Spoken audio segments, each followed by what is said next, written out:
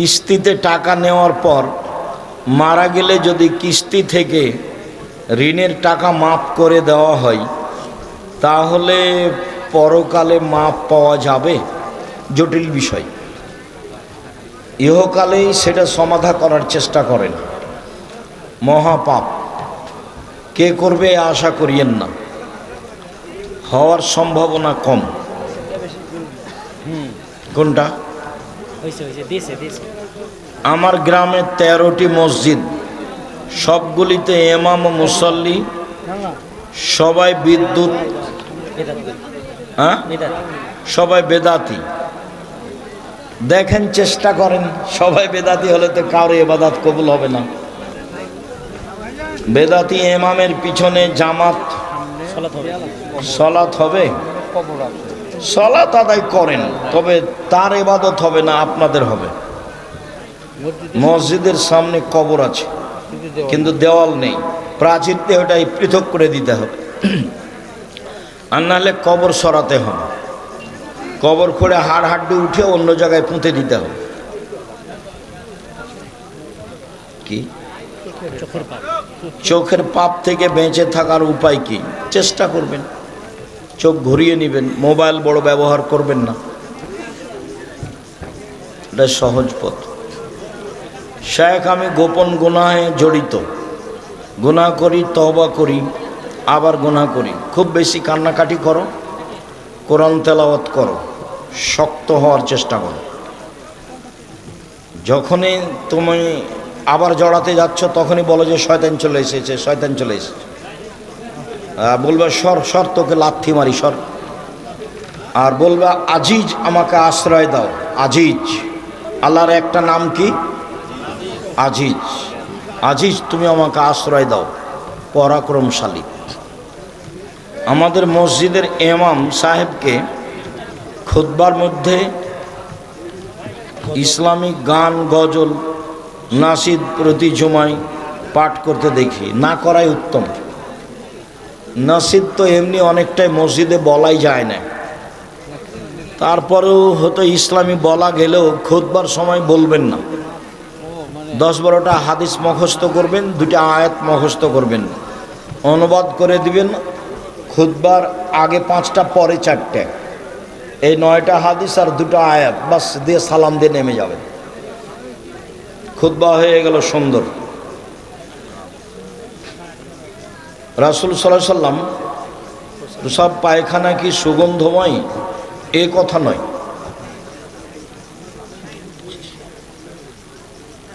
ফরজ নামাজের পর সম্মিলিত মোনাজাত এবং শুক্রবারের নামাজে টাকার বিনিময়ে দোয়া করে। জুমার দিন যে টাকার দিয়ে দোয়া চাওয়া হয় এই কথা, এটা ঠিক নয়, এটা বন্ধ করতে হবে।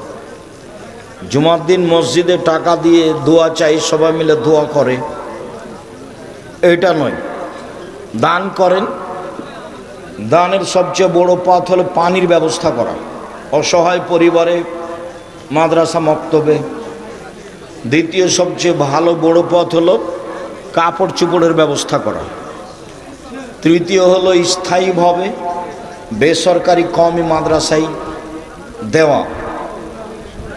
আমরা বগুড়াতে অচিরেই সাবগ্রামে জমি কিনা আছে অনেকখানি, এখানে আমরা প্রতিষ্ঠান আরম্ভ করছি জামিয়া সালাফিয়া নামে। ইনশাল্লাহ যোগাযোগ রাখবেন, আমরা আপনাদের পাশে থাকার চেষ্টা করছি খিদমতে ইনশাল্লাহ। মসজিদগতভাবে, মাদ্রাসাগতভাবে, মক্তবগতভাবে, কর্জা হাসানাভাবে অসহায় মানুষের পাশে দাঁড়ানো হিসাবে মিডিয়ার মাধ্যমে, পত্রিকার মাধ্যমে চেষ্টা চালিয়ে যাচ্ছে।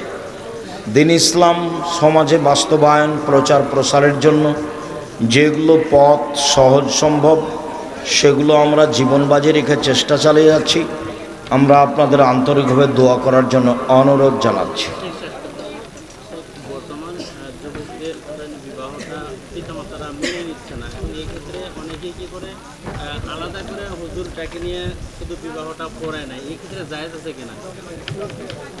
বিবাহ পড়ালে ছেলের জন্য তো বাপ লাগে না, জরুরি নয়, ওটা মেয়ের জন্য ব্যাপার। পরিবেশ যদি ছেলের পিতা নিজে থেকে বিবাহ না আদায় তো ছেলে বিবাহ করতে পারে, কোনো সমস্যা। মেয়ের পিতা থাকতে হবে। না থাকে তাহলে তার চাচা থাকবে, তার দাদা থাকবে, তার বংশের কেউ থাকবে। তার বংশের কেউ যদি থাকলে চেয়ারম্যান মেম্বার যারা গ্রাম্য সর্দার তারা থাকবে।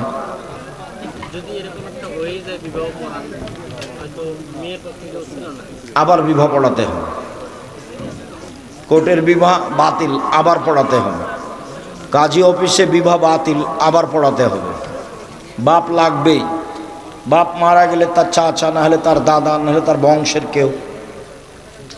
কেউ যদি বংশের না থাকে তাহলে সামাজিক দায়িত্বশীল। 7 দিন পার হয়ে গেলে আকিকা নেই, গেছে। শুক্রিয়া, জাযাকুমুল্লাহ খাইর। সকল দিনই ভাই বোনকে আমাদের কথাগুলি মেনে চলার অনুরোধ জানিয়ে আর বই পুস্তকগুলি নেওয়ার আন্তরিকভাবে অনুরোধ জানিয়ে, এগুলো প্রচারের অনেক বড় মাধ্যম, মিডিয়াও মাধ্যম, এগুলো মাধ্যম। আমি তো পৃথিবীর বিভিন্ন দেশে গিয়ে যেটা বুঝতে পারি সেটা দিন প্রচারের মিডিয়া অনেক বড় মাধ্যম, কিন্তু মিডিয়া যারা ব্যবহার করে তাদের ভুলের জন্য তাদের জবাব দিতে হবে। এবং বই পুস্তকও অনেক বড় মাধ্যম। আমরা আপনাদেরকে এসব মাধ্যম গ্রহণ করার জন্য আন্তরিকভাবে অনুরোধ জানাচ্ছি। আমি নিজেকে খুব শক্তিশালী এবং সাহস ভিতরে আছে এটা মনে করি এজন্য যে আমি অপ্রয়োজনীয় কথা বলার চেষ্টা করি না কোনো সময়, কেচ্ছা কাহিনী বলার চেষ্টা করি না কোনো সময়, আমার ভিতরে দুর্বলতা কাজ করে না কোনো সময়। শুক্রিয়া, জাযাকুমুল্লাহ খাইর। সুবহানাকাল্লাহুম্মা ওয়া বিহামদিকা আশহাদু আল্লা ইলাহা ইল্লা আনতা আস্তাগফিরুকা ওয়া আতুবু ইলাইক। আসসালামু আলাইকুম ওয়া রাহমাতুল্লাহ। কলেজ মাঠে যারা ব্যবস্থা করেছেন, খুব ভালো ব্যবস্থা করেছেন, আমরা তাদের শুকরিয়া আদায় করি, জাযাকুমুল্লাহ খাইর। যারা প্রশাসনে আছেন, সহযোগিতা করেছেন, তাদের আন্তরিকভাবে শুকরিয়া আদায় করি, জাযাকুমুল্লাহ খাইর। সুবহানাকাল্লাহুম্মা ওয়া বিহামদিকা আশহাদু আল্লা ইলাহা ইল্লা আনতা আস্তাগফিরুকা ওয়া আতুবু ইলাইক। আসসালামু আলাইকুম। মসজিদের জমির মধ্যে একজনের জমি আছে, সে ব্যক্তি উক্ত জমির দাবিদার। এমত অবস্থায় উক্ত মসজিদে সালাত হবে কি? যদি ওয়াকফ না দেয় তাহলে এটা বাদ দিয়ে অন্য জায়গাতে মসজিদ করেন, দেখেন ওয়াকফ দিবে কি না, চেষ্টা করেন, না দিলে বাদ দিতে হবে, এখানে সালাত আদায় করা হবে না। আমার খুব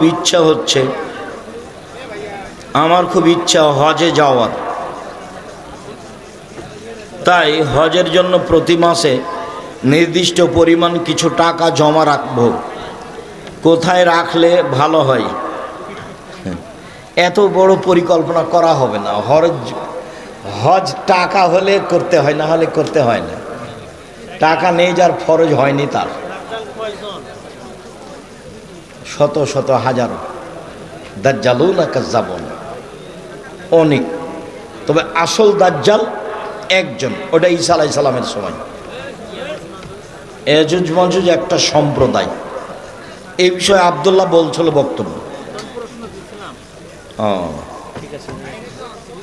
টাকা দিয়ে কিভাবে জান্নাত কিনা যায়? দান করে, সহজ পথ।